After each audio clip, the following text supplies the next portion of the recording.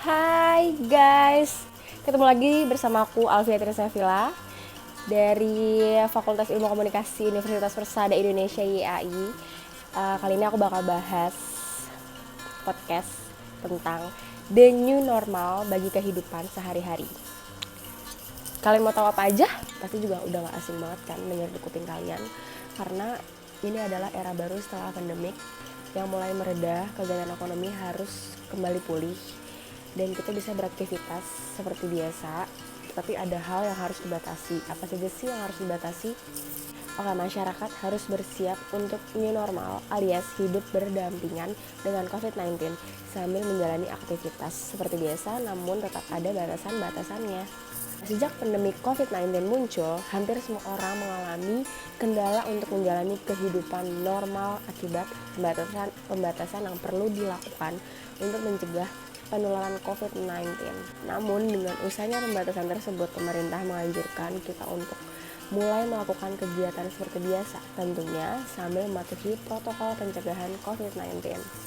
Hal ini mendorong kita untuk lebih gencar menerapkan langkah pencegahan COVID-19 seperti mencuci tangan dengan sabun dan air mengalir atau dengan hand sanitizer dan tidak menyentuh wajah dengan tangan yang belum dicuci, dan tetap menerapkan physical distancing serta menggunakan masker dimanapun dan kapanpun untuk setiap hari.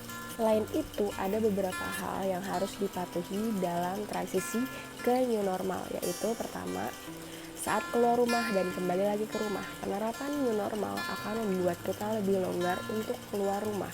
Namun, mengingat pandemi COVID-19 masih berlangsung, kita harus tetap menerapkan langkah pencegahan dasar kapanpun dan dimanapun kita berada. Selain itu, jangan memaksakan diri untuk keluar rumah dengan keadaan yang tidak fit.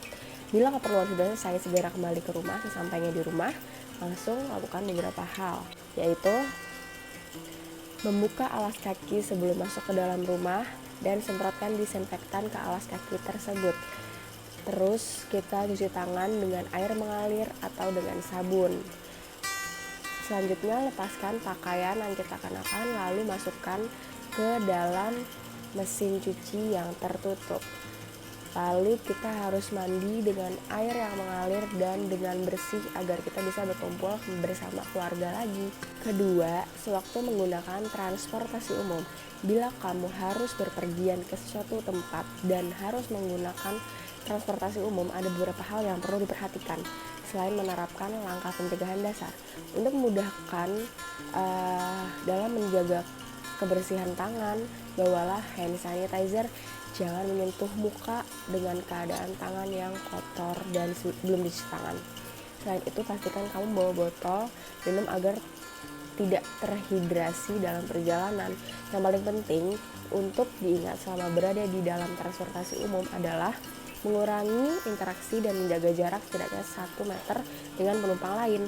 Bila hal ini tidak memungkinkan, sebaiknya jangan menggunakan transportasi umum. Ketiga, selama bekerja di kantor, dimulainya new normal akan membuat para karyawan kembali bekerja di kantor secara bertahap setelah beberapa bulan bekerja di rumah. Nah, agar tetap aman dan terhindar dari virus COVID-19 atau virus corona, di tempat kerja kamu perlu menerapkan physical distancing dalam setiap kegiatan di kantor. Nah, ketika beraktivitas di meja kerja atau sedang rapat, pastikan jarak antar kursi minimal 1 meter. Bila ada rekan yang duduk dengan jarak kurang dari itu, jangan ragu untuk menegur dan mengingatkan agar tetap menjaga jarak. Begitu juga saat makan siang. Jika sebelumnya kamu terbiasa makan di kantin, sementara ini usahakan bawa bekal dari rumah agar tidak perlu ke tempat yang ramai. Nah, bila kamu sakit, mintalah izin kerja atau bila memungkinkan bekerjalah di rumah untuk sementara waktu. Keempat, ketika berbelanja, bila kamu harus berbelanja membeli bahan makanan, kemungkinan kamu akan bertemu dengan banyak orang. Ingat, selalu terapkan physical distancing ya. Batasi menyentuh barang-barang di toko maupun di tempat umum. Setelah menyentuh barang-barang tersebut, jangan menyentuh wajah atau barang-barang pribadi, misalnya tas, handphone, sebelum cuci tangan. Tujuannya adalah untuk mengurangi resiko terkontaminasi virus corona. Selain itu, usahakan untuk tidak berlama-lama saat belanja.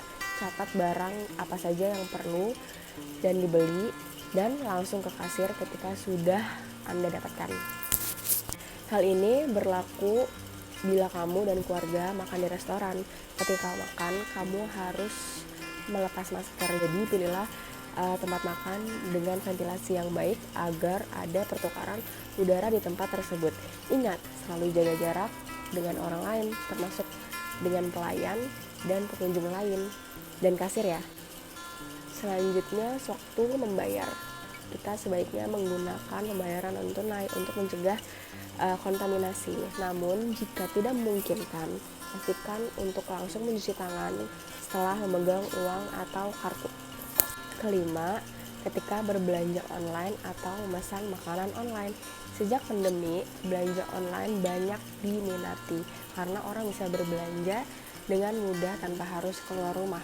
Melalui belanja online, kita sering membeli makanan, minuman, atau barang yang kita butuhkan. Meskipun hampir seluruh mal dan pusat perbelanjaan tutup selama PSBB, meski begitu ada beberapa hal yang harus kita perhatikan, yaitu hindari kontak langsung dengan kurir. Bila perlu, kenakan masker saat berinteraksi.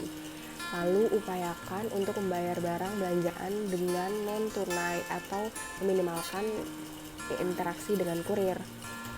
Selanjutnya sediakan tempat khusus bagi kurir menaruh barang pesananmu agar tidak perlu bertemu dengan kamu. Lalu buka bungkus paket di luar rumah dan segera buang bungkusnya atau semprotkan dengan disinfektan sebelum membawanya masuk ke dalam rumah. Nah, untuk makanan tidak perlu disemprot disinfektan, cukup dengan membuang plastiknya keluar rumah dan pindahkan makanannya itu ke piring agar kita tidak makan di wadah dari restorannya. Lalu setelah membuka kemasan paket atau makanan, langsung cuci tangan dengan air mengalir dan sabun. Keenam atau yang terakhir, ketika membutuhkan layanan kesehatan, alih-alih berkonsultasi langsung dengan dokter di rumah sakit, lebih baik gunakan fasilitas telemedicine. Atau kamu bisa menggunakan aplikasi Alo Dokter untuk berkonsultasi dengan dokter umum maupun dokter spesialis. Kamu juga bisa membuat janji konsultasi dengan dokter di rumah sakit melalui aplikasi Alo Dokter. Jika memang memerlukan pemeriksaan atau penanganan langsung dari dokter, berkonsultasi secara online lewat aplikasi kesehatan dinilai lebih aman untuk mencegah penularan virus corona, khususnya bagi orang-orang yang penyakitnya rentan terkena COVID-19 seperti diabetes atau penyakit jantung. Jika kamu memiliki bayi yang harus menjalani imunisasi atau kamu sedang hamil dan perlu memeriksa kehamilan, ikuti panduan imunisasi dan pemeriksaan kehamilan yang dianjurkan oleh dokter selama pandemi COVID-19 ini ya. Kendati kehidupan dengan new normal telah dirancang oleh pemerintah, bukan berarti virus corona telah hilang dan tidak lagi menjadi ancaman. Oleh karena itu, kamu harus tetap memperkuat daya tahan tubuhmu dengan memperhatikan asupan nutrisi dan cairan, serta menerapkan pola hidup sehat seperti beristirahat yang cukup, rutin berolahraga, dan mengelola stres dengan baik, serta tidak merokok. Oke, itu saja yang bisa aku sampaikan ke kalian semua. Semoga bermanfaat, semoga kita semua tetap sehat, dan kita kalau keluar harus jaga jarak dan lupa pakai masker. Stay safe dan stay healthy. Dadah.